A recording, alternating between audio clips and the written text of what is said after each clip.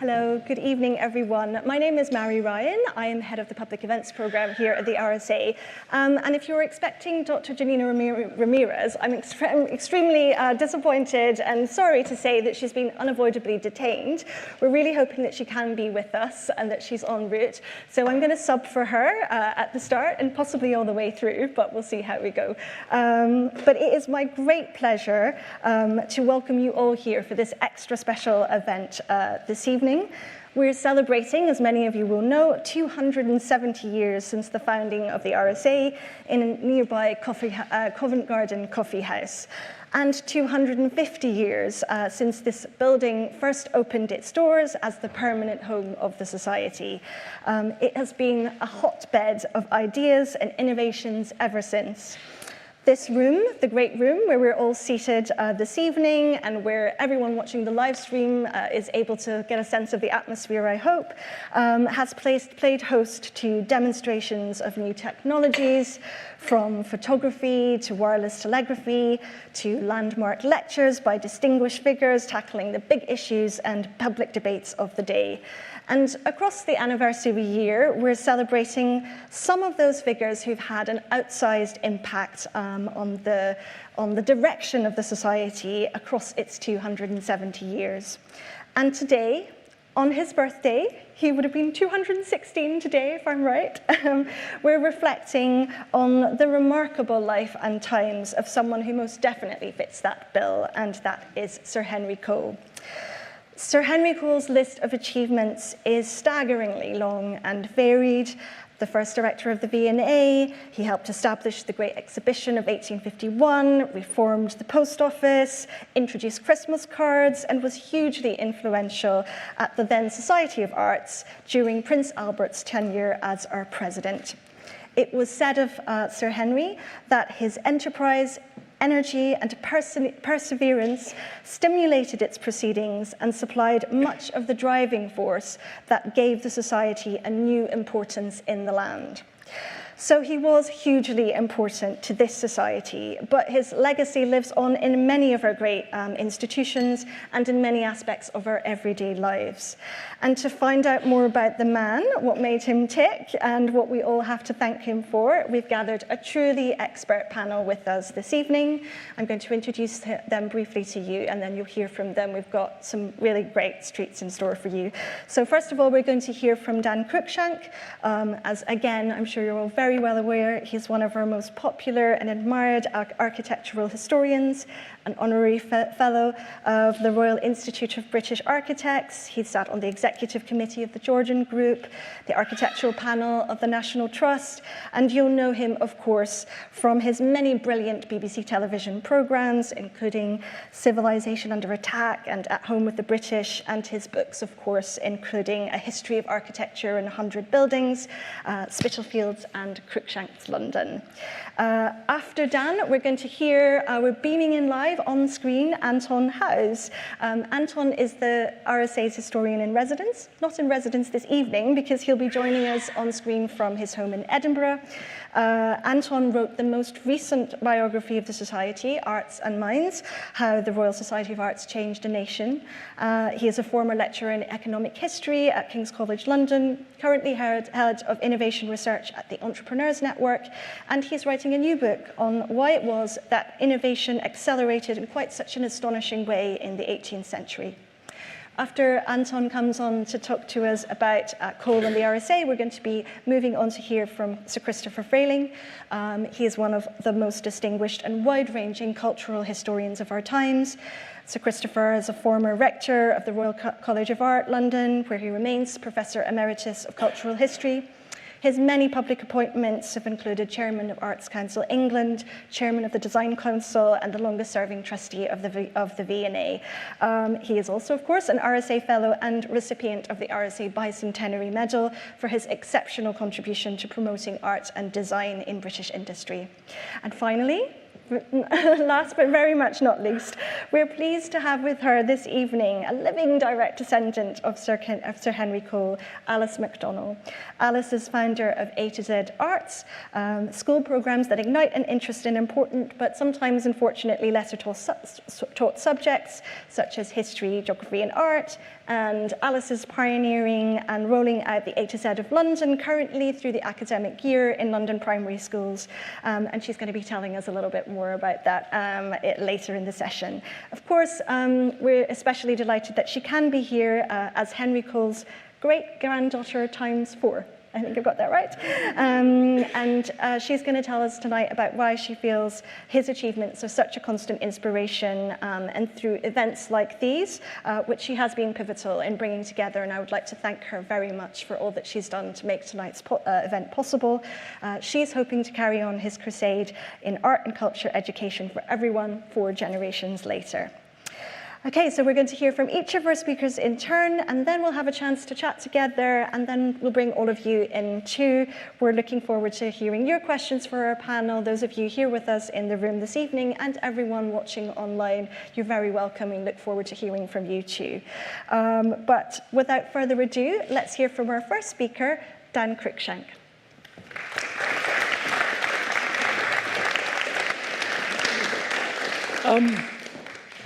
Good evening. I'm sure you can all hear me. The acoustics are great, and I'm sure the microphones are very efficient here.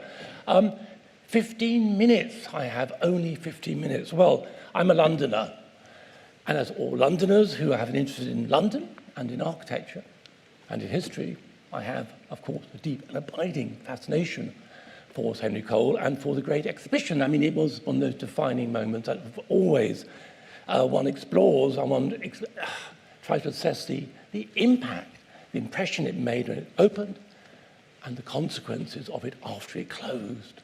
I have some images. There's going to be a bit of a slideshow. So what do I talk about in 15 minutes? My goodness. Okay, I'm just going to focus on one little aspect, and we'll see how it goes, which is the context in which the exhibition, context of London. Context when it was conceived and when it opened and when it closed. And you can imagine so much happened just before and during and after the event. It's very hard to kind of know where to focus. But politics to a degree. Of course, you're aware, you've all read your Dickens, but London had something of a bad reputation in the world. It was, of course, a great heart of empire, and I'll come on to that in a moment. But for its poverty, for its inequality, it was internationally known. And I'm going to look at, as long as time allows, a little bit at that, the context. And by doing that, I think that helps to set the scene for the exhibition, also emphasize the really extraordinary ambition of Henry Cole's, his vision for the Great Exhibition, and subsequently for the foundation of the Museum of Manufactures, the V&A. When you see it in the context of its time, they become even more amazing than you may even really think they are. Now, let's just select a few moments. Friedrich Engels, German-born philosopher, you know Engels, of course, colleague of Marx, political theorist. His book, The Conditions of the Working Class in England, published 1845 in Germany.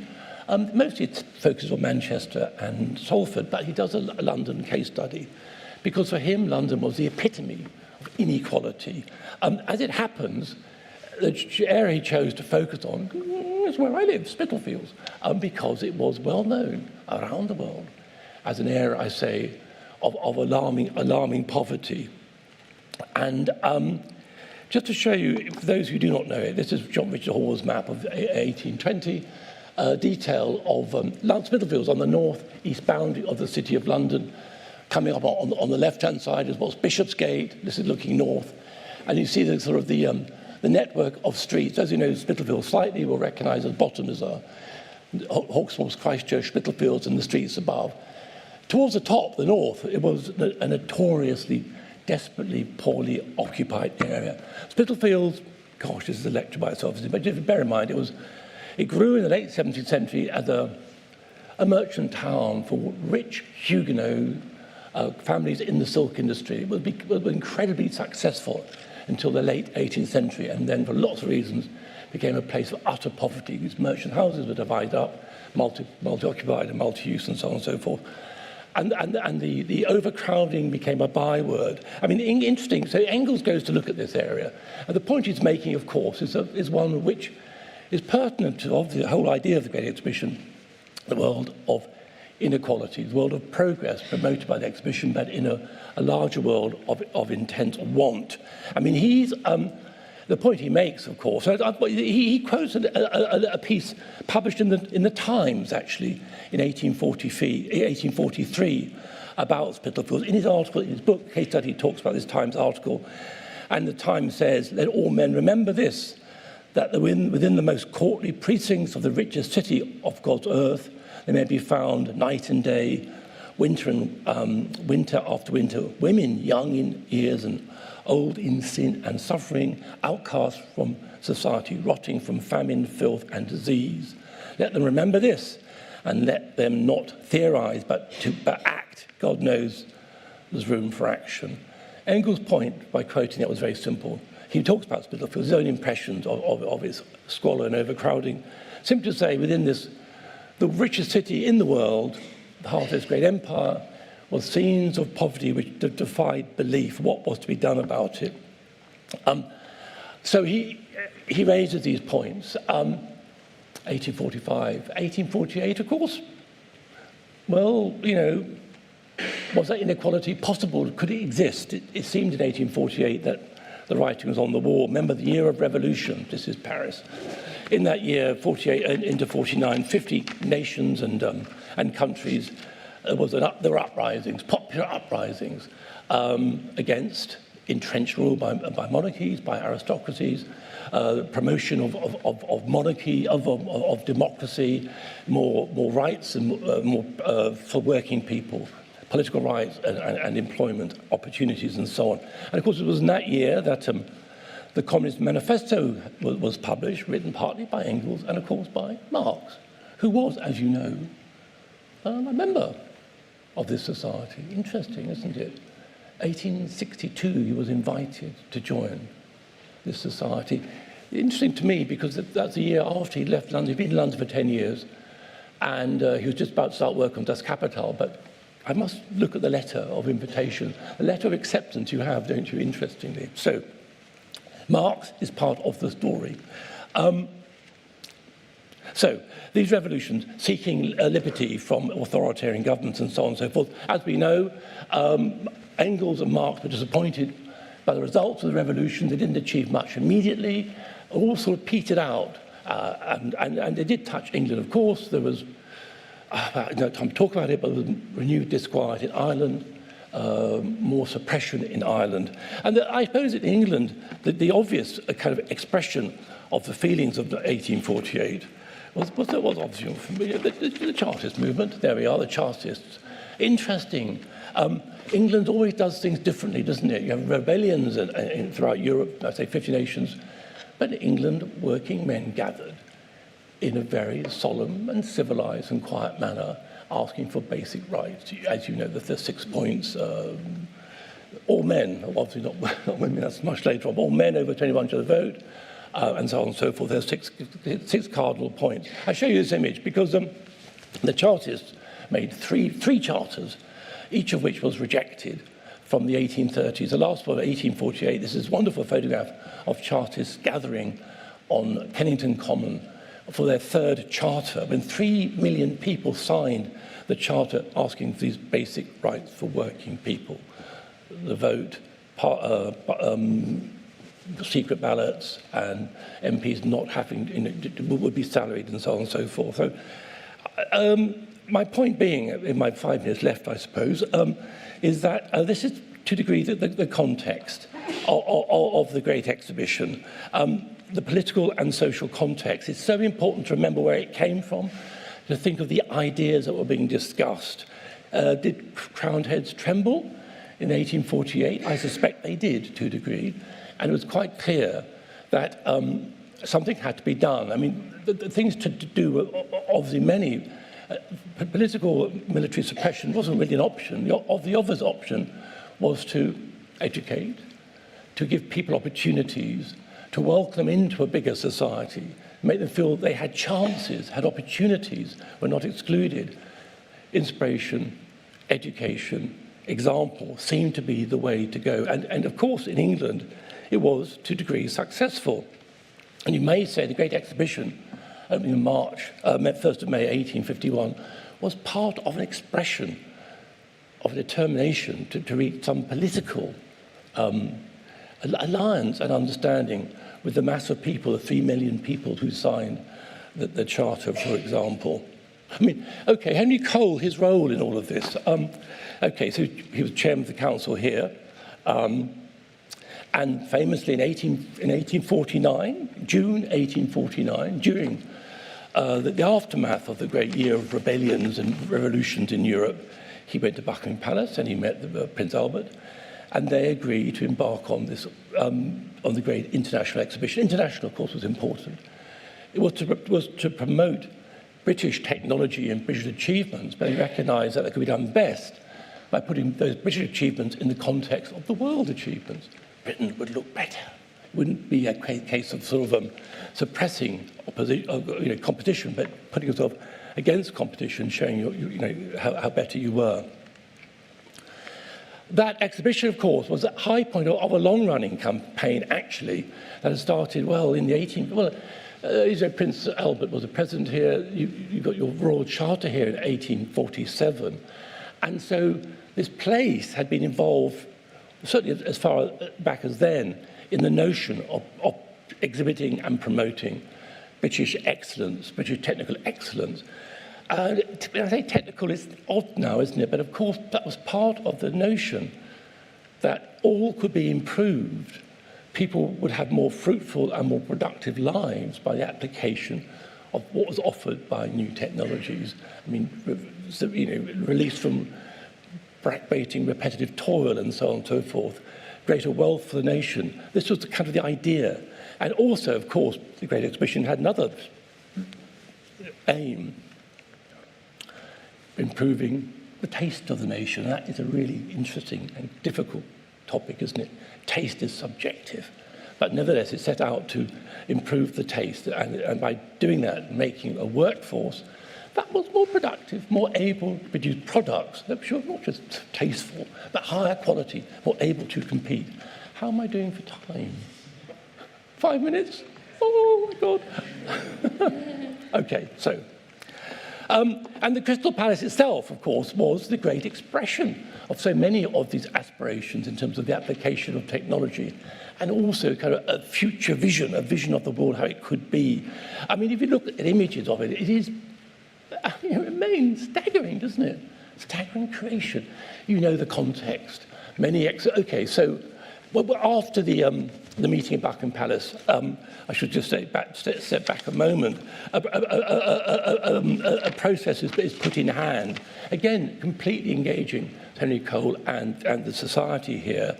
So it was to a Royal Commission was set up in January 1850, and the secretary here, the great Scott Russell, remember Brunel's colleague, shipbuilder, who'd worked on the Great Eastern.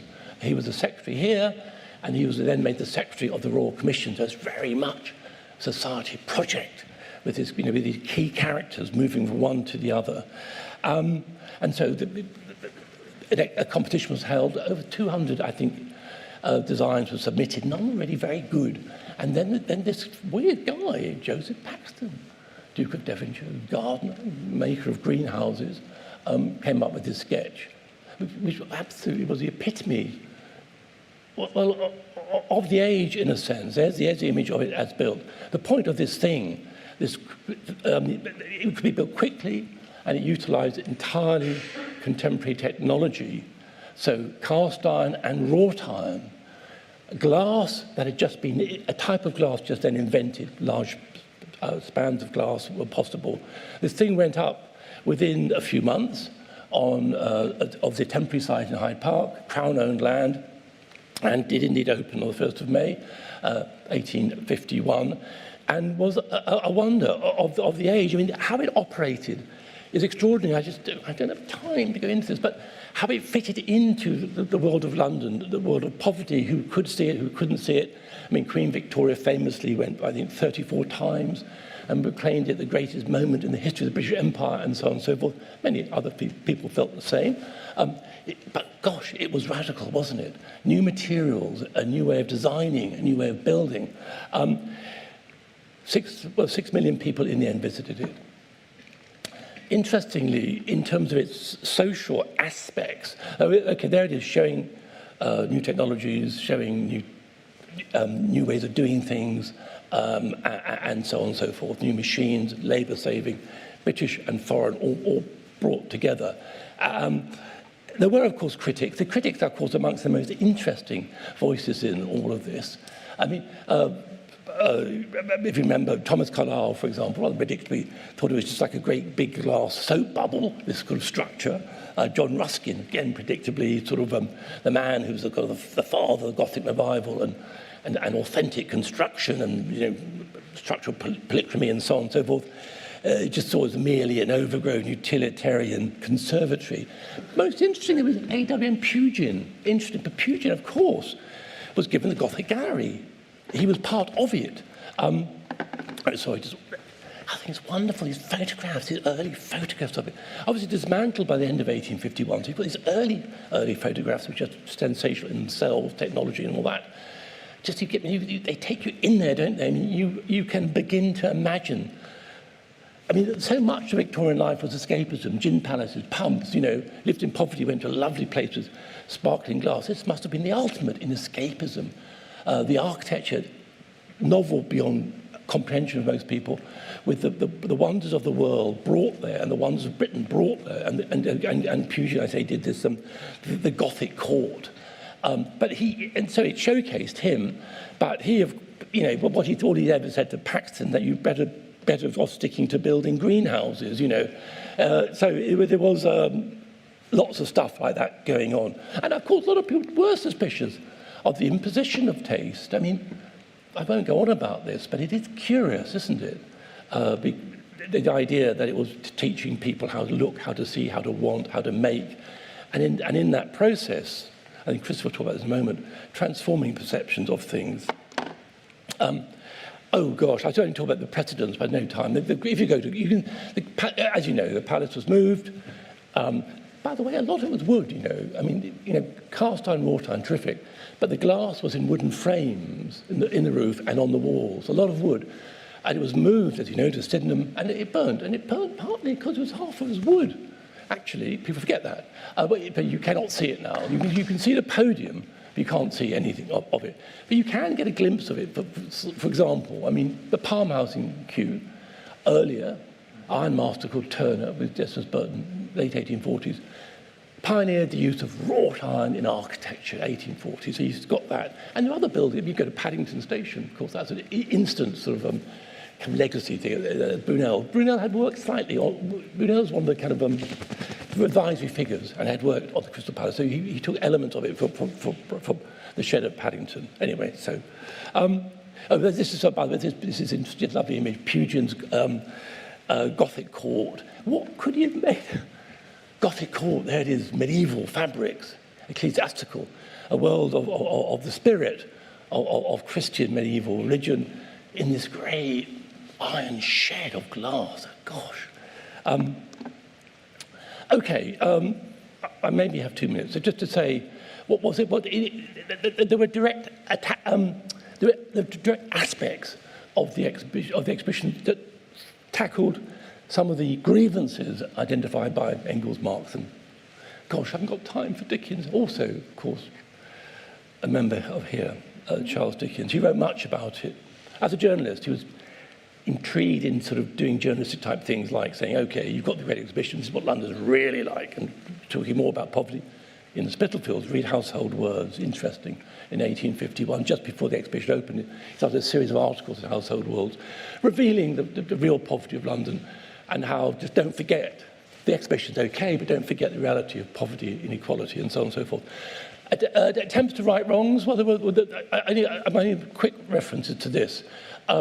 If you remember, one of the projects in the Great Exhibition was to build okay, tackle the problem of how, of the slums, basically. How do you build housing for working class people so as to kind of eradicate the horrors of the slums? And it did include, as you know, a little model building designed by Henry Roberts, architect, with Prince Albert.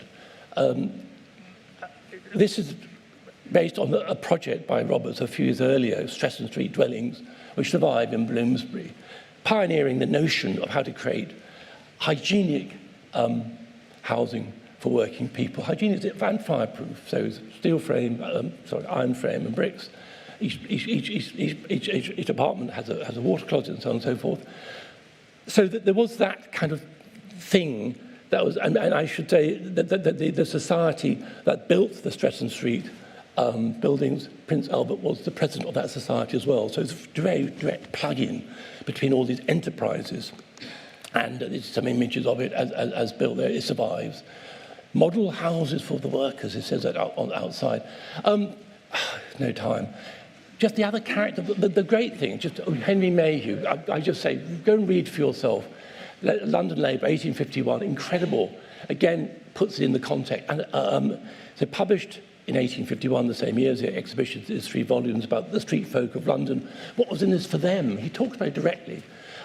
Because remember, the exhibition, though visited by 6 million people, at the beginning, only ticket holders could really get in. And to be a ticket season holder, you had to be fairly wealthy. Then after about 3 weeks, 1 shilling a day ticket was introduced to let working people in. People feared riot. You know, how would these people know how to behave themselves? All, of course, went well. And so partly Mayhew talks about that, what's in it for the people of London, the street folk, of which there are 40,000 he had identified in number. And here's some images from Mayhew of the street folk of London that he illustrated in his books. My only last thought, again, if you have a moment, do read something else written by Mayhew, which is a sensationally fascinating publication. I couldn't ever get hold of it. All I could get was the title page. Mayhew and George Cruickshank do a comic novel in 1851 about a family coming from Cumberland to visit the Great Exhibition, and the tribulations, they arrive the day it closes. You can imagine the thing. But Cruickshank's observations, and Mayhew, are fascinating about the social consequences, what it did for the working people. Mayhew says, but most people didn't go on the shilling day because they're too busy earning their bread. Cruickshank talks about the fears of a popular uprising that was sending people flooding into London and so on and so forth. Again, all these are little vignettes that kind of help you understand. And in the end, I was going to say a little bit about the politics of the whole business, because there's obviously the political aspect. Educating people makes them better voters, I suppose, and more able to use potential of democracy, but there's no time for that. All, sadly, but all I'm going to say, conclude, all this stuff I'm saying really emphasizes I think the richness, the challenges, and the achievements of Henry Cole, not just with the Great Exhibition, but again, another whole talk I'm not able to give you about what became the V&A. I mean, obviously the V&A continued in many aspects. Education, presentation, inspiration. Remember the V&A, after it moved to South Kensington in 1858, was lit by gaslight and opened at night, so that working people who had a bit of time would be free to go, to see, to learn, and to, through the information, be more able and live more better and productive lives. Sorry, I've probably never done it, but I've only just started.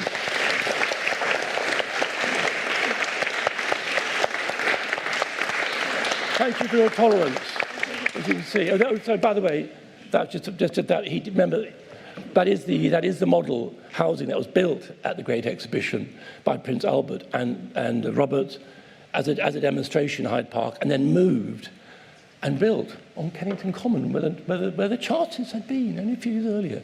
And there it is. It survives as an example of a type of philanthropic housing that became common in the later 19th century. Alas, I can't say that. Thank you so much. Thank you, Dan. That was wonderful scene setting, and thank you for being so compact, given your voluminous knowledge.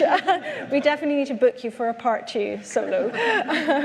We're going to go next to Anton, who's the RSA's historian in residence, and I hope that he'll be, as if by magic, appearing for us on screen. We're welcoming him from Edinburgh this evening to talk to us specifically about coal and the RSA. Over to you, Anton. Hello, everyone. Thanks very much, Mary. So I'd like to say a few words about Henry Cole, the man. He is, in effect, Victorian ambition and reforming zeal epitomised, with just this extraordinary energy, an astonishing energy. In many ways, Henry Cole is the sort of re-founder of the Society of Arts after William Shipley, its original founder. He's the person who really transforms it from being a prize-giving institution for young artists, for inventions and so on, to being an institution that primarily starts to hold exhibitions. Now, part of the reason for that, however, was that Henry Cole always had his own personal priorities, always for the public good, but nonetheless personal priorities. He wanted to inject good design and as far as, and as wide as possible into people's everyday lives. One thing to bear in mind here is that he was a mentee of John Stuart Mill's. He wasn't much of a philosopher himself. He was more of a man of action. But he wanted to find ways in which he could take the thing that he cared the most about, which was good design and getting as many people to have good design, and apply those utilitarian principles. So the greatest good for the greatest number, or rather the greatest design for the greatest number. And also something else, which is that the ends always justify the means. And I'll come back to that in a second. Now, a lot of Henry Cole's early career is doing stuff like, well, again, just trying to find ways to inject good design into people's homes. He first becomes involved with the Society of Arts because he persuades it to do a series of prizes for everyday items which would be considered art manufactures. So the best designs for Bible covers for the family Bible, and for tea sets, for random bits of furniture. What are the different ways in which you could make those things look as nice as possible? He himself had pseudonymously, under the name of Felix Summerlee, he put in his own design for tea sets, which gave him a little audience with Prince Albert. As part of the prize giving. He authored children's books, taking classic tales, so Grimm Brothers and various other kind of really old fairy tales. And mainly, again, just trying to find artists who could inject into people's lives, essentially into, I guess, children's books, as good images as possible. So trying to just create as much art and spread art as far and as wide as possible, as well as getting people like his friend Herbert Minton, the potter, to design little puzzle games, again, to try and teach children about how to have good taste. It's also the context for his Christmas cards. So the reason that he's the inventor of the Christmas card is, again, he commissioned an artist to create an image that he then wants to get out into people's homes as much as possible. It was also why, when he was writing for the Railway Chronicle, that he started to put together guides based on the new railways that were spreading across the country as to how it is that you could take a trip and go to a museum. What were the best kinds of art that you could go and see that you could then be exposed to? It's also why he got involved with the penny postage. It wasn't just that he believed in the reforms that Rowland Hill was trying to put together, but also he saw a way in which good design could be spread to the masses. It's why he used to have prepaid envelopes, which unfortunately were a bit of a flop. They had designs by William Mulready. And it's possible that the penny black, the original stamp, was quickly sketched by Henry Cole himself, though we don't know exactly for sure. But again, I said that it's all about the ends justifying the means. And so this ends up with all sorts of extraordinary, cheeky ways in which Henry Cole tried to bend the rules in many of his projects. Now, we've already heard quite a bit about the Great Exhibition, which arguably one of his greatest achievements, along with all of the follow-on things that happened after it, in which he tried to make it as permanent as possible. But his capacity for breaking the rules is why he was able to take over the Society of Arts in the first place. And then, although he's only chairman very briefly, he's effectively in charge of the place for decades. It comes to be known as King Cole's Parliament because it ends up being the sort of place that discusses his ideas and his ideas alone, or rather the ideas of himself and many of his cronies. But he does try to get things done, not for his own personal benefit, but for what he saw as being the public good. To give you a few of my favourite examples of cheeky things that he did. If you look outside the room when you leave the great room later today, you'll see a list of Albert Medal winners, and you'll notice that one of the very early ones, after Rowland Hill, is Napoleon III of France. Now, Henry Cole wanted to give the Albert Medal to Napoleon for the part that he had played in encouraging the spread of exhibitions to France, so with the Paris exhibition and so on, as successors to the Great Exhibition, to keep the flame going so that international exhibitions would continue to be held. Now, the rest of the council was already thinking about giving the prize to Michael Faraday. So in order to force their hand, he quite simply informed Napoleon III's secretary that he was going to be receiving the medal. And then the council was far too embarrassed to back out of it and cause all sorts of embarrassment. So one example. A second example, Henry Cole is perhaps the most successful propagandist in the sense that he's one of those people who can actually name an entire area, something that people are always trying to do. Dan, I imagine, will remember there was a few years ago, there was an attempt to rename parts of London to be called a midtown. These things almost always flop. But Henry Cole is responsible for the name South Kensington. It was originally called an area of London called Brompton, which he thought was not nowhere near posh enough for what he wanted to be taking place with what came to be known as Albertopolis. And so when he came to name the museum that was established there, he called it the South Kensington Museum, thinking about Kensington Palace, which was just a bit further along. He was also extraordinarily cheeky when it came to forcing people's hands in other ways. For example, leaking to the press. One of the reasons that Paxton's design is the one that succeeds rather than the design of Isambard Kingdom Brunel is that Paxton's design was leaked to the press by either Henry Cole or one of his cronies. And then they managed to stir up enough positive opinion, I suspect a lot of it actually written by them, in order to get that to be the design that was chosen, even though it was submitted far too late. Another great example from his autobiography, which, by the way, is a fantastic read. It's a 2-volume set, but it really comes with a load of these little stories. One of the reasons that the Great Exhibition's Crystal Palace has this, iconic arch bit is because a lot of people were extremely concerned about Hyde Park's elm trees being cut down. And so they accommodated it by creating this little arch. Now, the thing that isn't mentioned quite as much is that Henry Cole actually cut down a lot of the other smaller trees that he didn't think people would notice quite as much about. And it seems as though, at least by the time he'd written his autobiography, a lot of people had failed to notice that he had done so. So again, trying to get things done as much as he can. And he's perhaps also one of the people responsible for getting a think tank report to become essentially a popular short story. When they were trying to do patent reform in the 1850s, along with what was going on with the Great Exhibition, he enumerated in a sort of what's effectively a think tank report, a whole bunch of the different steps that people had to go through, arduous steps, in order to get a patent. So you have all of these deputy chaff waxers and all sorts of other different officials that had to be given various different fees or get their approvals. And this list of all of the different steps that had to be taken for acquiring a patent were then satirized by Charles Dickens as what is known as the poor man's tale of a patent, which is again very well worth going and taking a look at. Finally, just one more example, while I still have a little bit of time, of the extraordinary things that he got up to.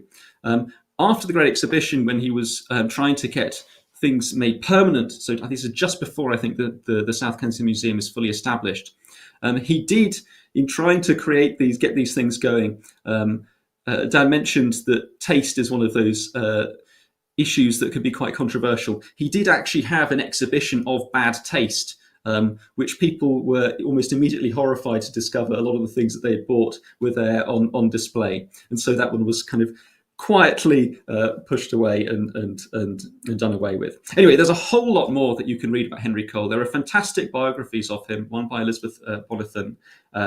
There is quite a lot about him in the book that I wrote, Arts and Minds. I mean, way more than I was ever expecting to have written, simply because there's so much that goes on through his sheer force of personality. But anyway, even though I've only got a little bit more time to say it, I think the final thing to end on is happy birthday, Henry Cole. Thank you very much.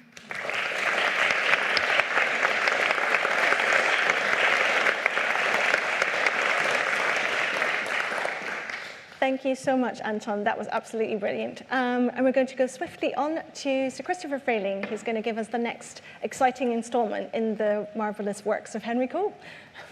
Thank you very much. Oh, back. Yep. This is a caricature of Henry Cole by Carlo Pellegrini, or Ape, for Vanity Fair. All the books say it was by James Tissot. It wasn't, actually. It was by Ape. Anyway, published when he was 63 in 1871.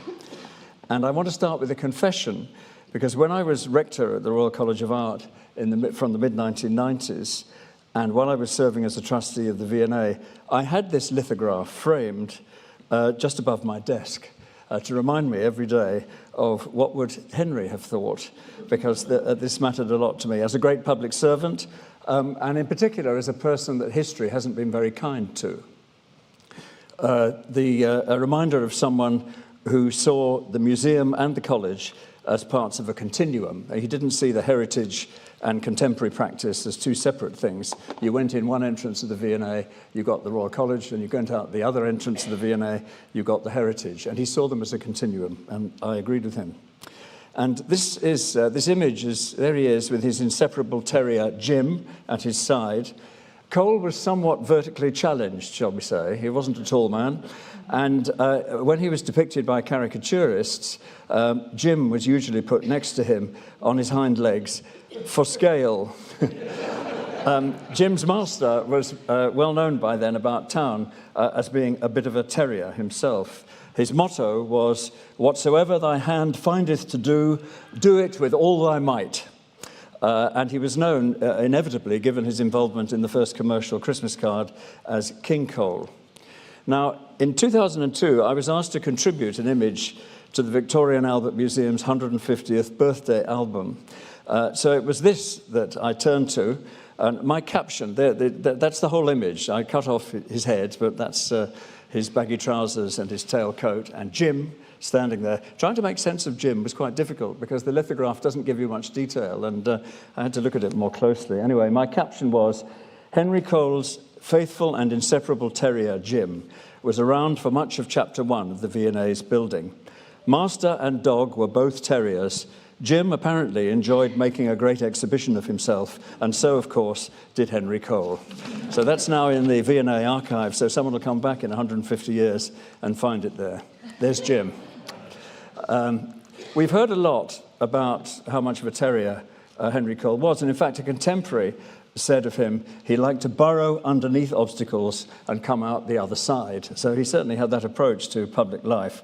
And we've heard about the Patent Office, the Picture Post, the Penny Post, the Society of Arts, the first commercial Christmas card designed by J.C. Horsley, a teacher at the Government School of Design who was so boring that he was known as Old Clothes Horsley, and who wrote a 2-volume autobiography that is extremely dull. But the extraordinary thing about the autobiography is that he doesn't mention Cole once.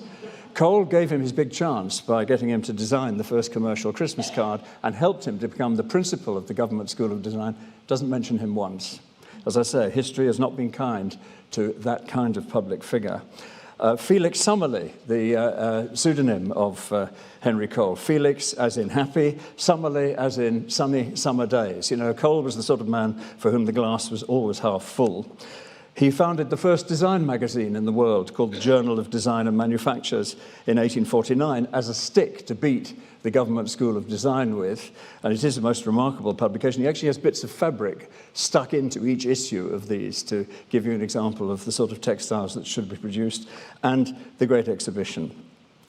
One thing that hasn't been mentioned about the Great Exhibition is that it was Cole who apportioned the space in the Crystal Palace amongst the 14,000 exhibitors. Now, anyone who's run an exhibition and knows how sensitivities run a little high when you're trying to apportion space, 14,000 exhibitors, and Cole managed to keep them from each other's throats and to put together the exhibition.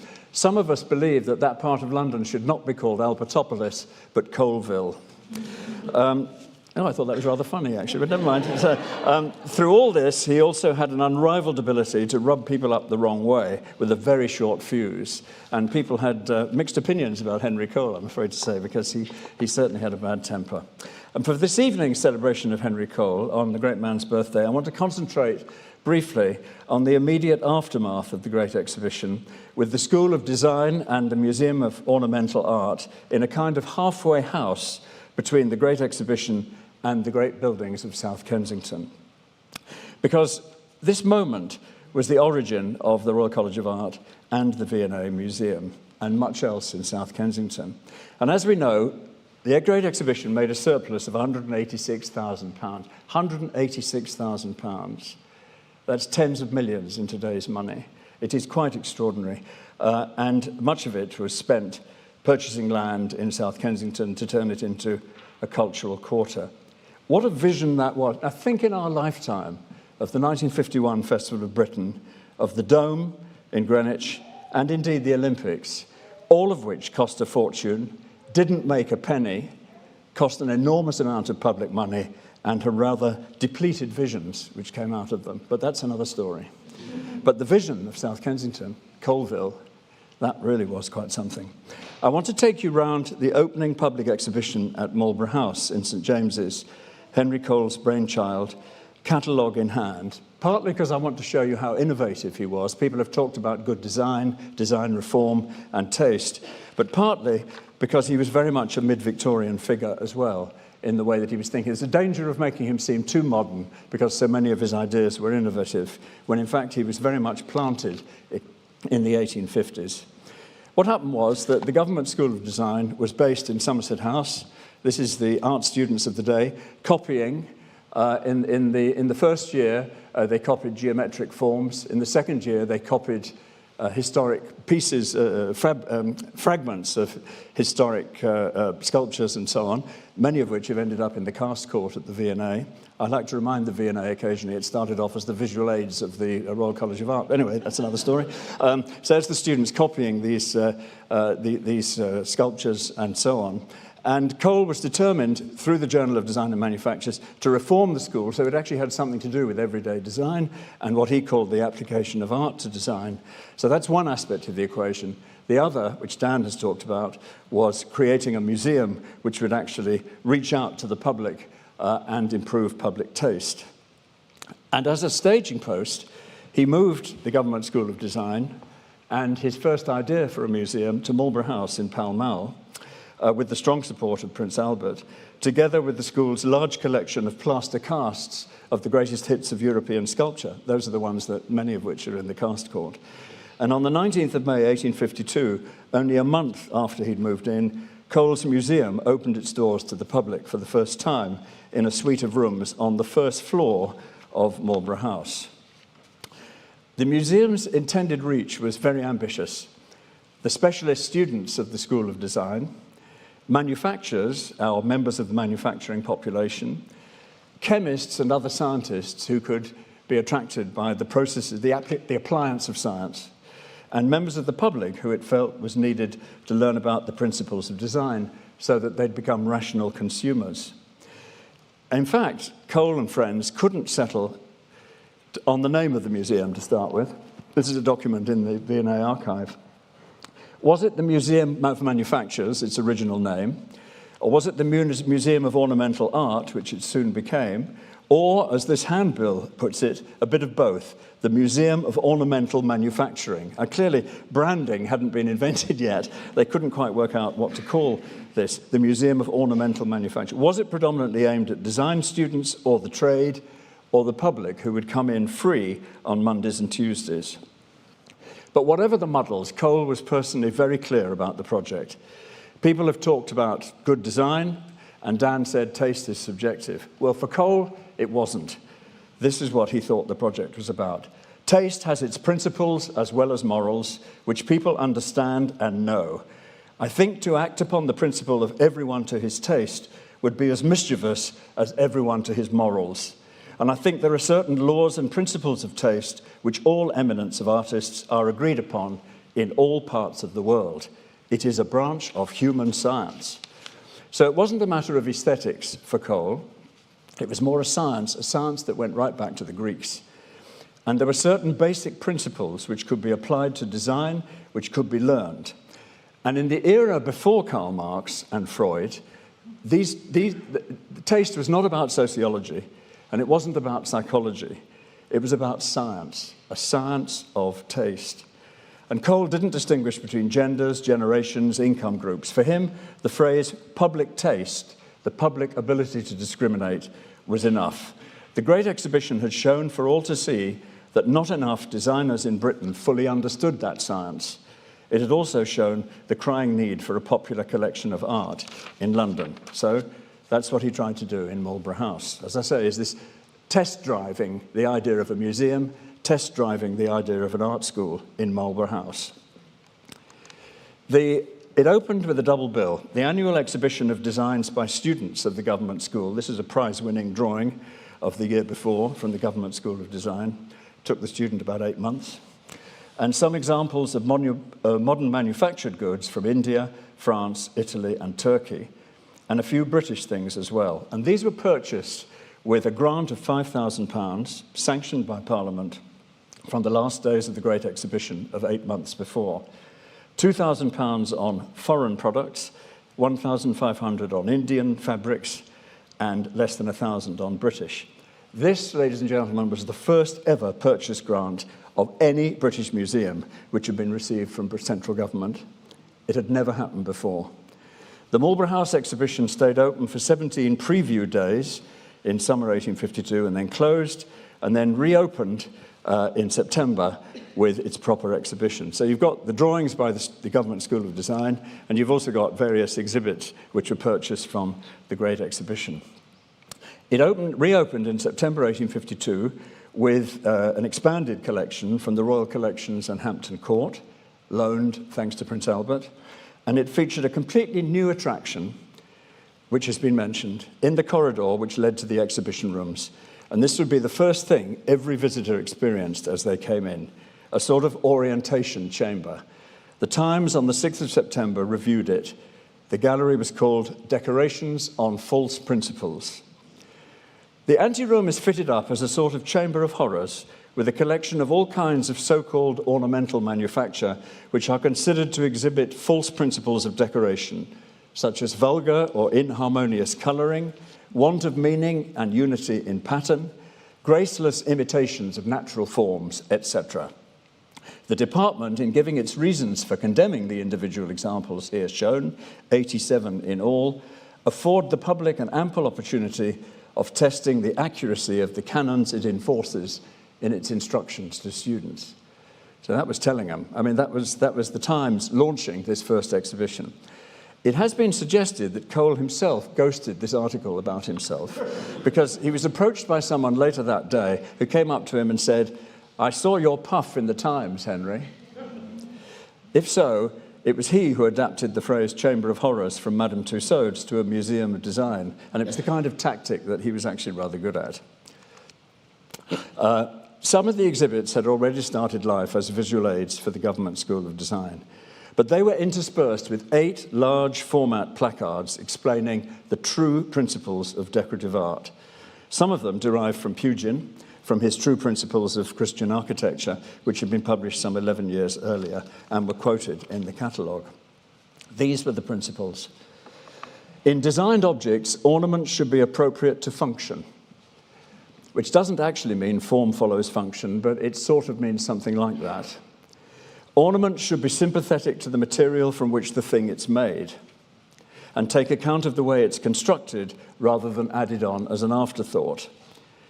All beautiful forms relate in some way to the principle of utility. On flat surfaces, ornaments should be two-dimensional and not try to be three-dimensional with any shadowing.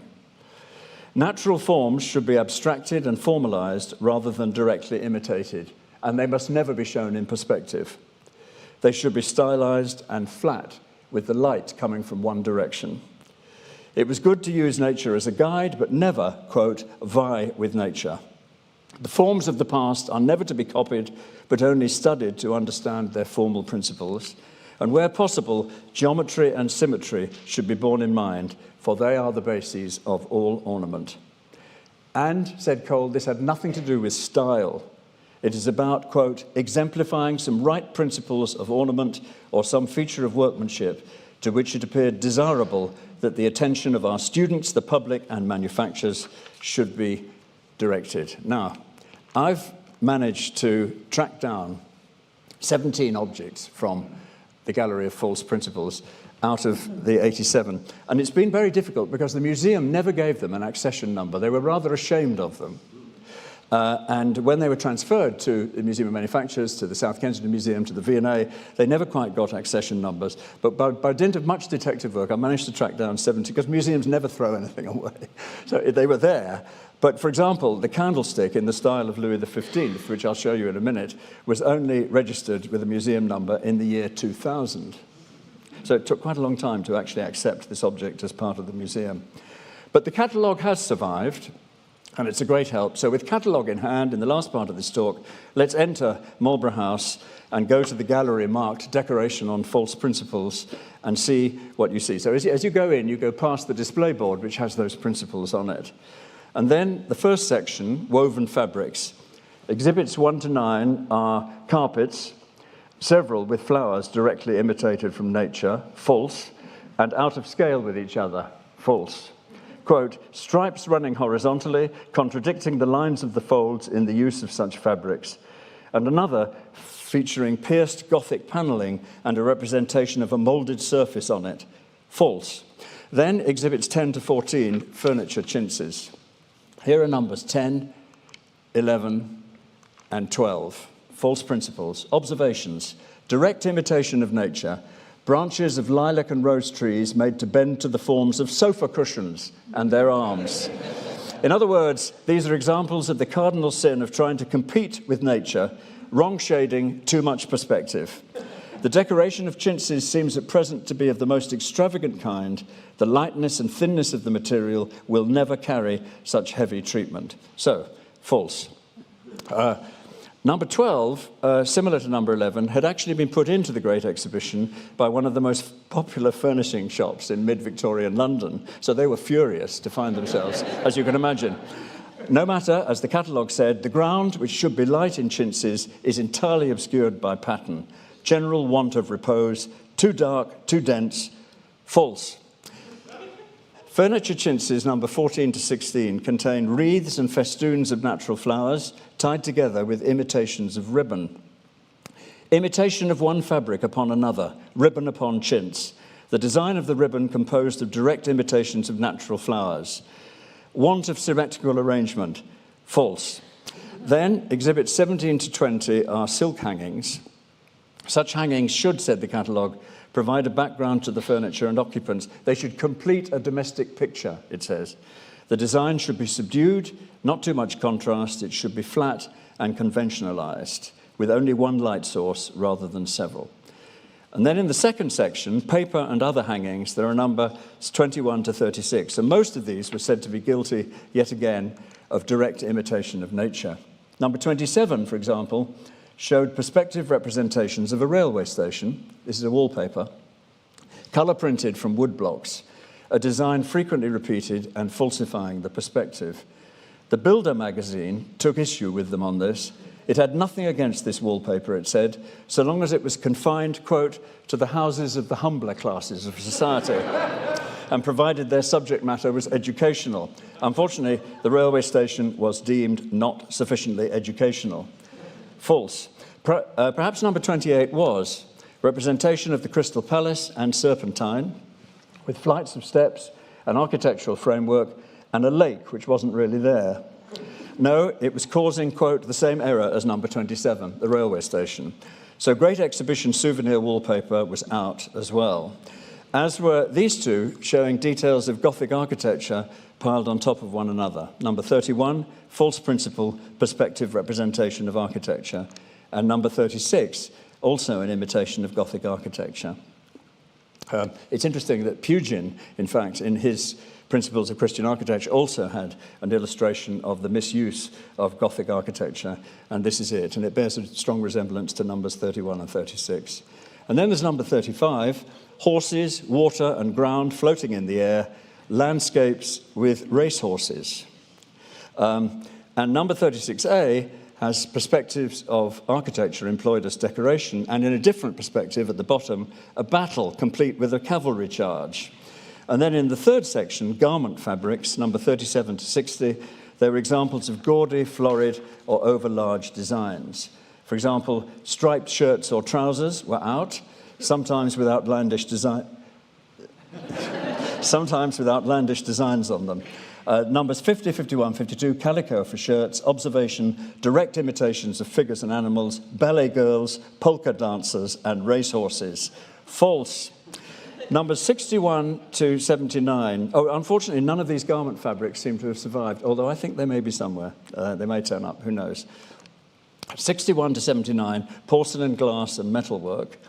Here are the only illustrations to be found in the catalogue. One of a jelly glass, number 64, the natural outline of the glass when blown, completely destroyed by the surfaces being cut.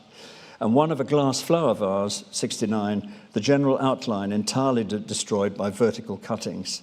In general, said the catalogue, brilliancy of surface, lightness should ever be preserved. And at 79, we have a papier-mâché tray, an example of popular taste, presenting numerous features which, quote, students should carefully avoid because it has everything wrong with it. At the centre is a piracy of a picture in the collection of the Duke of Devonshire. Whether Paxton was amused, I don't know. The picture on which much labour has been bestowed by the artist is thrown away when the tray is in use. It will be covered by what is served. The scroll lines of the ornament don't follow the outer form in that they are scattered as if by chance anywhere. And the glitter of the mother of pearl round the outside does not go with either the gilt border or with the painting. All in all, this tray, quote, is so ill-arranged that it creates the impression that the article is slopped with water or perforated with holes. It was manufactured in Birmingham, and it was one of the hits of the Great Exhibition. Finally, exhibit numbers 80 to 87 are in the section devoted to metalwork, a section which begins with another quotation from Pugin. Extravagance used to conceal the real purpose for which an article has been made is forbidden. And the catalogue added, it's often been remarked that the figures introduced into the ornament of metalwork are too often hereby applied or stuck on, not arising out of the work as a constructed whole. Such as number 80, a brass and white glass curtain rod holder, one of a pair, in the shape of an open flower. Direct imitation of nature, unfitness for purpose, yet this of its kind has been one of the most successful articles of manufacture in respect of sale. Or number 83, the gilt brass and glass gas burner. Gas flaming from the petal of a convolvulus, the shrieked the catalogue. One of a class of ornaments, very popular, but entirely indefensible in principle. This was yet another example, quote, of the ignorant search for the merely novel. As it happened, it too was manufactured in Birmingham in 1848. Or number 85, which was a liquor bottle in the shape of a pink snake. That one, unfortunately, hasn't survived, but it sounds very strange. Observation, the transference of glass as a material is disregarded, and the snake is out of place and has no connection with form or structure. Last two, number 86, an earthenware bread plate made especially for the Great Exhibition by a firm in Stoke-on-Trent to show off the latest developments in polychrome painting.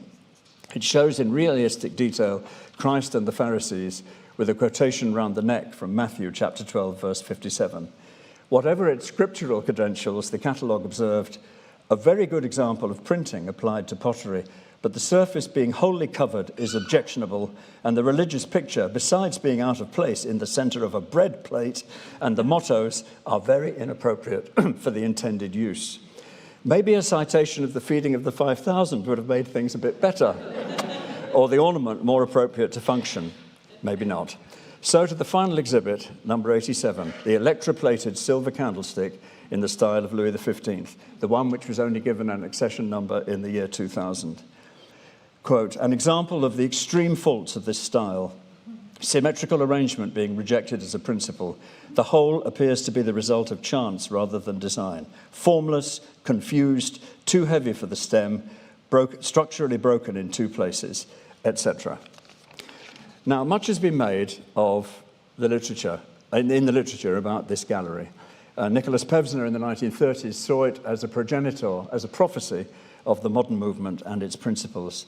But in some ways, they don't seem very modern at all. And this is what I want to finish on, the way that Cole has 1 foot in the 1850s and 1 foot in things that might have happened in the future. Look at Cole's own design, exhibited here at the Society of Arts, for his inexpensive Etruscan tea set, which won silver at the Second Society of Arts exhibition, made by Mintons. It certainly isn't an example of proto-modernism. with its Greek historical references, courtesy of the British Museum, its urge to tell a story, its showing off. At the time, Somerley's art manufactures were treated as great attempts at design reform. But in retrospect, the distinction between Cole and the mainstream is very, very difficult to draw. Indeed, the distinction between Cole and some of the things that he despised in the Gallery of False Principles, it's quite difficult to draw the line. They both seem very Victorian, which was actually a word that was coined in 1851. So that was the Gallery of False Principles. And of course, it was very controversial. The manufacturers all ganged up on it, particularly free traders. One of them actually said that he thought it had the whiff of the continent about it, and that Cole was clearly the kind of person, quote, who favoured macaroni, wine, and frizzled frogs. So it's clearly a nasty sort of continental thing, this idea of principles in design.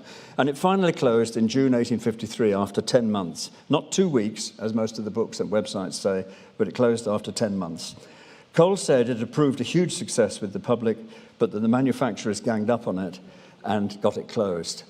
Like it or hate it, I'm sure we can all imagine what we'd like to put into an equivalent chamber of horrors today.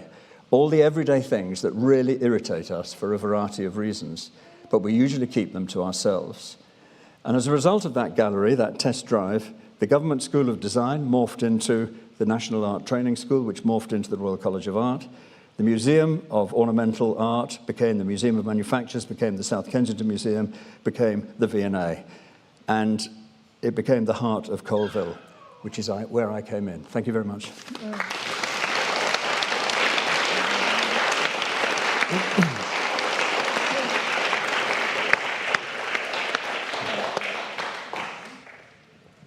Thank you so much. And our final speaker is Alice MacDonnell. Take it away, Alice.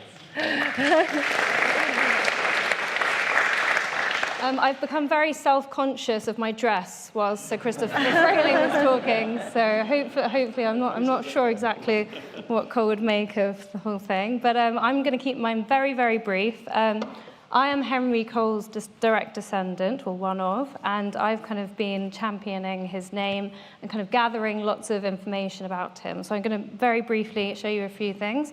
My journey started when I included Henry Cole in my A to Z of history in my school programs.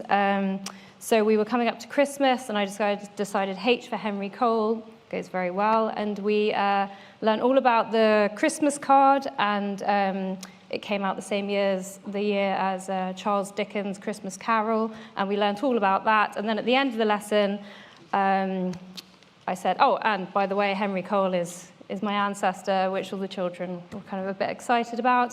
And then we spoke about their ancestors and their family stories, and it was a really nice lesson. So that inspired me to learn more about my ancestor. That's me with children asking who Henry Cole is, and then I kind of told them. And so I bought the book that Anton mentioned. He said there are a few. There's actually only one biography on Sir Henry Cole, done by Benithan, who is 94, and I had lunch with her today to celebrate Henry Cole's birthday. And she is as bright as a button. She's fantastic. And she worked for the V&A, and so she wrote the book about Henry Cole. And so as I was going through the book, I was surprised that every single chapter, there's that one, and then there's a bigger one. I was going through the bigger one, and I was surprised that every single chapter kind of included the Royal Mail, the National Archives, all these massive institutes that not only he was involved with, he was quite prominently involved in starting, or he was a campaigner for it. So one of the places that I visited was hands up, can anyone tell me what this is? You can tell I'm a teacher. The Royal Albert Hall, fantastic. So something that people don't really know about the Henry Cole, and I'm really glad that no one else mentioned this, is how important he was in the creation of the Royal Albert Hall. So he was working for the South Kensington. He was the first director. He was the founder of the South Kensington Museum, now the V&A. And he was ordered to go on holiday by the doctor because he was kind of working too hard. So he went on a kind of a mini grand tour. And when he was in Italy, he had the concept for a nation, Britain's village hall. And he took a photograph, and that's in his travel diary, which is in the Royal College of Art, and you can visit it. And in there, there's a fantastic photograph of his kind of idea of what the Royal Albert Hall should look like. So he came back with the idea, and he developed the kind of concept. And this is a model that he took. I like to envisage that he took it on his lap, on a ferry, over to the Isle of Wight, to Osborne House, to show Queen Victoria his concept of what the Royal Albert Hall should be. So this is at the V&A. So I've been visiting kind of all of the institutes that were in the book, archives, academics. I've been talking to a lot of people, getting amazing different stories. And when I visited the Royal Albert Hall archivist, I was very surprised that she showed me the minutes. And in the minutes, Henry Cole was the chair, and then Henry Cole started kind of every single sentence. And I was really surprised. And then she went on to tell me that the Royal Albert Hall was nicknamed the Coliseum and the Coal Hole in its kind of, whilst it was being built. So that was really exciting. And I actually ended up having a party at the Royal Albert Hall to mark 150 years, and as he was considered their founder. So that was really exciting. Another very exciting story that I uncovered in my journey was this. So you can purchase your own Henry Cole soft toy rat at the National Archives. If you visit the National Archives and go to their education department, every single story starts with Henry Cole's rat. So Henry Cole worked for the what is now the National Archives. It was one of his first jobs. And he discovered a mummified rat amongst the nation's documents. And its stomach was full of kind of bits of paper. And so very, very Henry Cole, like Anton was saying, very Henry Cole, he took this mummified rat into Parliament, and he showed the conditions of how everything was being kept, which led to the complete reform of the National Archives, hence the toy rat. And now, I visited recently, you can actually make your own woolen Henry Cole rat. So, something as a present. Okay, so I teach my own programs in schools, and at the moment I'm teaching the ASED of London.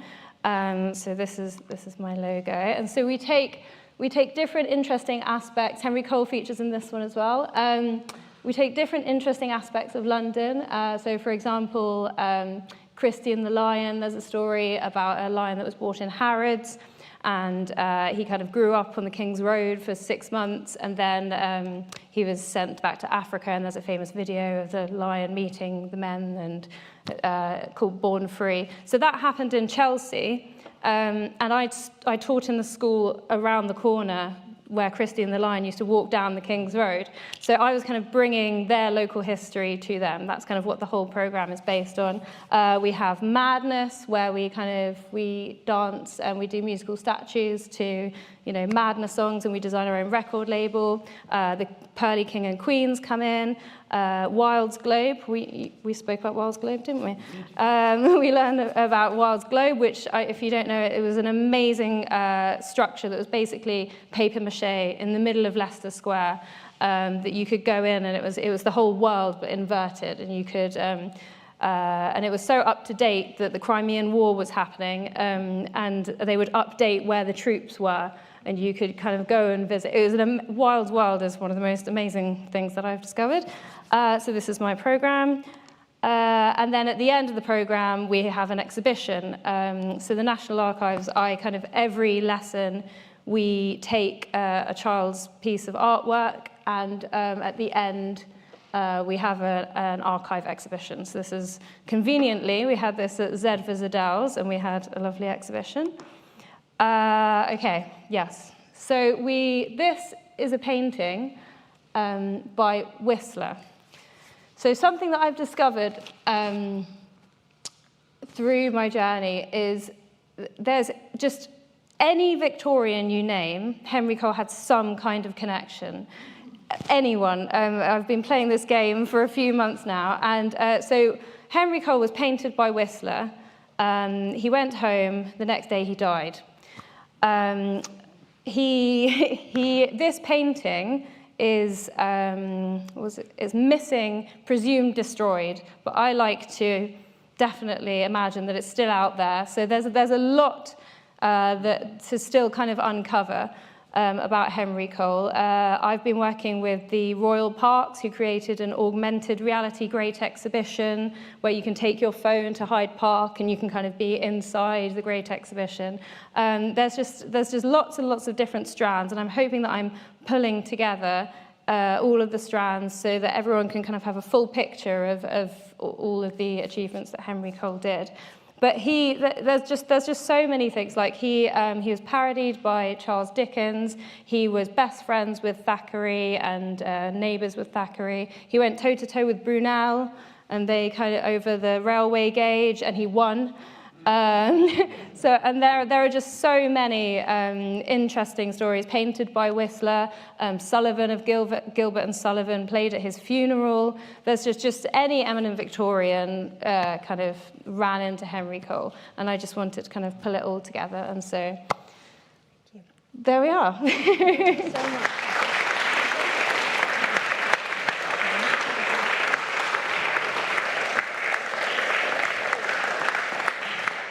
Thank you again. We're running a little short on time, but I did want to take at least one round of questions, and I'm sure our panel will stay behind a little if they will agree to, and we can all ask them much more about Henry Cole after we finish formally. But if anyone did have a question in the room or online that they wanted to ask now, we could take a cluster and ask our panel one of the questions. If anyone has a burning question, having heard all of that fascinating information. Can we take the gentleman in the bow tie? Thank you, first of all. Yes. I'm also a descendant of Henry Cole. So Alice is my cousin. My great-grandfather was George Berkeley, who married Mary Charlotte Cole, who was Henry's third daughter. When he left school, he was at school with Harry Cole, the eldest son. And when George left school, the University College School, he was offered a job by Henry, and he got to know the family quite well through Harry. And the one condition was that he had to pass his drawing exam. And he wasn't a natural artist, I don't think. But to his great credit, he spent the summer hard at work and eventually passed his exam and was able to get employment in the education department of the Kensington Museum. I wanted to ask Alice, because I do know that she actually found a photograph of Jim. And I wanted to see how it compared with Christopher's interpretation. Quite different, I have to say. They're not doubles of each other. Oh, right, okay. I'm sorry. No, that's okay. Poor Jim. That's Stephen. Of course, Jim is buried in what's now the Majeski Garden in the V&A. There's a plaque. If you go into the entrance of the garden, turn right, and just round the corner, Jim, his inseparable companion. And also, we have to mention that Emma Thompson and Axel Schiefler wrote a Christmas book about the creation of the Christmas card. So you can see Henry Cole and Jim. Jim is the star. Henry Cole's the backup. But yeah, so you can buy that at the V&A. Yes. So sorry, I got Jim wrong. I was copying the Vanity Fair, who probably got it wrong in the first place. But I don't know. Sorry, I'll just say that in mitigation. Yeah. I'm going to pick up a question from someone who's watching online and maybe wrap it into a question that I had, which was the questioner online is asking, do you think there could be someone like Henry Cole who could achieve such a wide-ranging set of achievements today? And I suppose I wanted to get all of the reflections of the panel on what we really can learn here at the RSA, where we've got an ambition to make social innovation, social reform more possible, to turn ideas into action. What can we learn from his skills, his energy, his convening power to get stuff done? So will we ever see his like again? And how can we channel Henry Cole more? How can we make what would Henry do our mantra every day? Yeah, it's amazing. Self-assurance, isn't it? I mean, the belief in one's own opinions being scientific facts. I admire that. I don't quite have it in me. I mean, the taste business, of course, there was an utter absence of humour about that. And of course, he was mostly quoting Pugin also, who didn't have a great sense of humour. But interesting, isn't it? I mean, that kind of commitment to ideas, that's what you need, though, I suppose, to get on in that sort of way, in a world where everything is upside down and we're going different directions. The man who has the eyes to kind of follow one path, maybe. Are there people out now? Well, I mean, I think it's lots of things that, would be considered very admirable today. One, a complete belief in the funding of the arts being a government responsibility.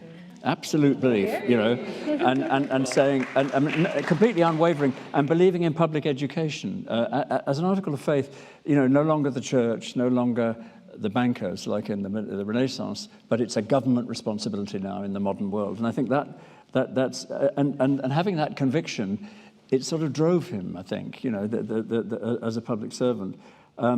This idea of the contemporary and the heritage being part of a continuum, I think it's very interesting how the Heritage Committee has been sandwiched together with the Arts Council now. They're both at the same committee for the distribution of public funds. And maybe things will start happening that Henry Cole believed, that you get all sorts of interplay between those two concepts. I don't know, but there's so many things. I mean, his belief that young practitioners should get involved in committees and put the time in, even though it was rather soul-destroying and there's lots of paper, that committees could get things done if you were forceful enough. I think. I mean, and here's a controversial one: his belief that the RSA was, the most important art design and manufacturing organisation in Britain, not a sociological pressure group. But it had this very particular, I mean, there are hundreds of those. There are hundreds of those think tanks, but there's only one RSA which has this absolute focus, art, design, manufacturers.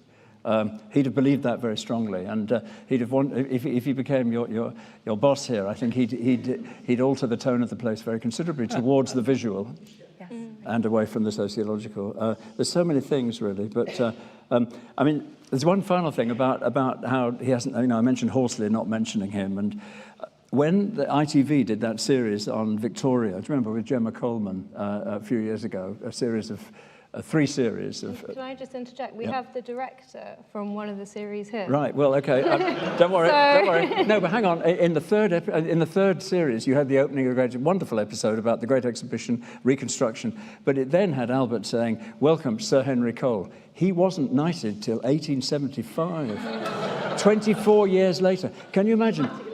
But can you imagine being Prince Albert's consigliere on the thing and not getting a knighthood for 24 years? He was absolutely a prophet without honour.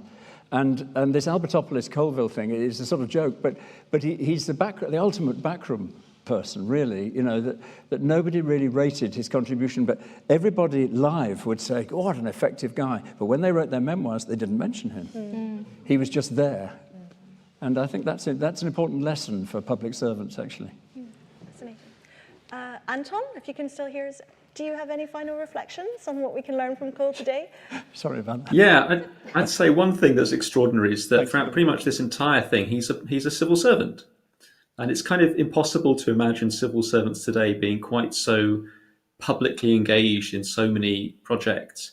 To the extent that, there are so many hats that Henry Cole is wearing while being a civil servant that there's this huge number of conflicts of interest that he's constantly embroiled in.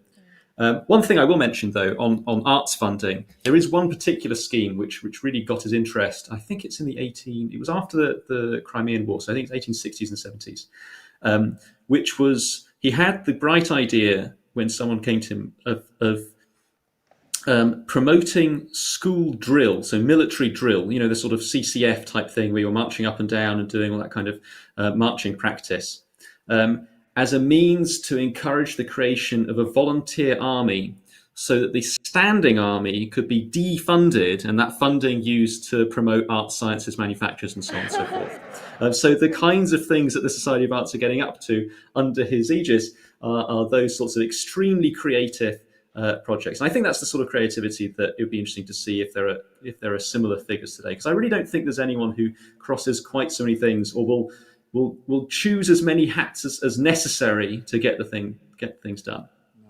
And just one final thing about grand projet, I mean, how grand do you want to get? Whole of South Kensington, that vision, or the Albert Hall. I mean, what price HS2, with Cole? He'd have built it to Manchester. He'd have particularly built it to Manchester when ENO moved there. He'd want them to be able to meet each other. So much. It's been absolutely fascinating, and yeah, I think we can take that forward and inject some more radical creativity into the RSA in the next 270 years ahead. But we have run out of time, I'm afraid. Thank you so much all for being with us this evening. Thank you to everyone who tuned in online also. Just final thanks that if you're and a recognition of all the RSA fellows that make our public events program possible. If you are a fellow, you can continue the conversation that we started this evening on your digital platform Circle. And if you're not a fellow, then welcome this evening. You can find out all the information you need about how you can get involved in the fellowship as part of our global community on speaking to any of us, to myself or any of my colleagues here tonight, or on the website, thersa.org. Please do keep checking that website for news of more celebrations to come in this very special anniversary year, 270 years since the first meeting at Rothmel's Coffee House, and 250 years of us being in this home here. Finally, a huge thank you again to our extremely distinguished and knowledgeable speakers. They've been absolutely brilliant. To Dan, Anton, Christopher, and Alice. It's been really fascinating. A big happy birthday to Sir Henry, and thank you all. Thank you.